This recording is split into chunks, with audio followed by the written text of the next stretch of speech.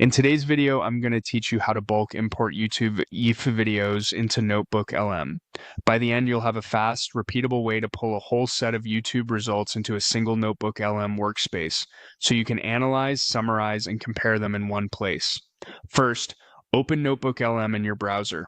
I recommend using Chrome for this workflow because the tool we'll use next is a Chrome extension. Make sure you're signed into the Google account you want to use with NotebookLM so your notebook's saved to the right place. Next, add the YouTube to NotebookLM extension to Chrome.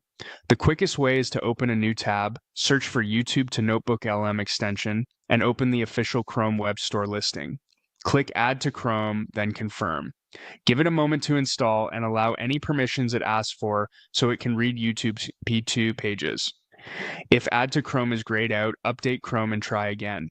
Once it's installed, you don't need to click the extension directly. It will surface options right inside YouTube. Now head over to YouTube and run a search for the topic you're researching. On the results page, look near the top of the screen alongside the usual filters and recommendations. You should see an option labeled Notebook LM. That's injected by the extension you just installed, and it's the trigger for sending the current set of results into Notebook LM. If you don't see it, refresh the page, confirm you're signed in, and make sure the extension is enabled in your browser. When you're ready, click Notebook LM on the YouTube results page. The extension will gather the videos from your search results and prepare them as sources for Notebook LM. This is where the bulk part happens. No need to copy links one by one. A new tab will open in Notebook LM showing those videos as proposed sources. To finalize, click Create New Notebook. That creates a fresh notebook seated with the YouTube videos from your search so you can immediately start exploring.